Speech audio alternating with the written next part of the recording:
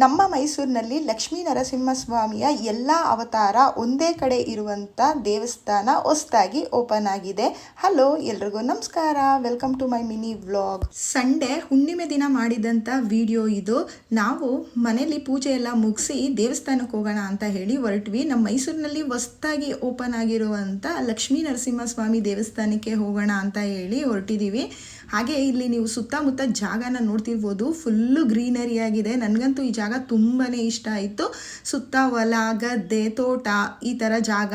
ಹಾಗೆ ಅಲ್ಲಲ್ಲಿ ಕಾವಲಿ, ನೀರು ಹರಿತಿರೋದು ತುಂಬಾ ಚೆನ್ನಾಗಿದೆ. ಕೆರೆ ಕೂಡ ಇದೆ ಇಲ್ಲಿ ಲಕ್ಷ್ಮೀ ನರಸಿಂಹಸ್ವಾಮಿಯ ಎಲ್ಲ ಅವತಾರ ಒಂದೇ ಕಡೆ ನೋಡ್ಬೋದು ಈ ದೇವಸ್ಥಾನದಲ್ಲಿ. ನನಗಂತೂ ತುಂಬಾ ಇಷ್ಟ ಆಯಿತು. ತುಂಬ ಚೆನ್ನಾಗಿದೆ ದೇವಸ್ಥಾನ, ತುಂಬ ವಿಶಾಲವಾಗಿ ತುಂಬ ದೊಡ್ಡದಾಗಿದೆ. ಹಾಗೆ ದೇವ್ರನ್ನ ನೋಡೋದಕ್ಕೆ ಎರಡು ಕಣ್ಣು ಸಾಲೋದಿಲ್ಲ, ಅಷ್ಟು ಚೆನ್ನಾಗಿದೆ. ಲಕ್ಷ್ಮೀ ನರಸಿಂಹಸ್ವಾಮಿಯ ಎಲ್ಲ ಅವತಾರನೂ ಒಂದೇ ಕಡೆ ನೋಡುವಂಥ ಅವಕಾಶ ನಮಗೆ ಈ ದೇವಸ್ಥಾನದಲ್ಲಿ ಸಿಕ್ಕಿದೆ.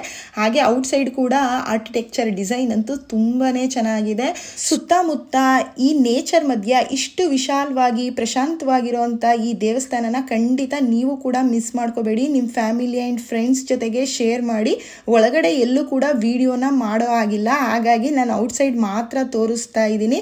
ಬಟ್ ಎಷ್ಟು ಕ್ಲೀನಾಗಿ ಮೇಂಟೆನೆನ್ಸ್ ಮಾಡಿದ್ದಾರೆ ಅಲ್ವಾ. ನಾವು ಕೂಡ ಅಷ್ಟೇ ಕ್ಲೀನಾಗಿ ಇಟ್ಕೊಂಡ್ರೆ ನೋಡೋದಕ್ಕೂ ತುಂಬಾ ಚೆನ್ನಾಗಿರುತ್ತೆ. ಹಾಗೆ ಇಲ್ಲಿ ಊಟದ ವ್ಯವಸ್ಥೆನೂ ಕೂಡ ಇತ್ತು ನಾವು ಬಂದಾಗ. ಬಟ್ ದಿನ ಇರುತ್ತೋ ಇಲ್ವೋ ಖಂಡಿತವಾಗ್ಲೂ ನನಗಂತೂ ಗೊತ್ತಿಲ್ಲ. ಬಟ್ ಸುತ್ತಮುತ್ತ ಈ ಹೊಲ, ಗದ್ದೆ, ನೀರಿನ ಮಧ್ಯ ದೇವಸ್ಥಾನ ಅಂತೂ ತುಂಬ ಅದ್ಭುತವಾಗಿದೆ.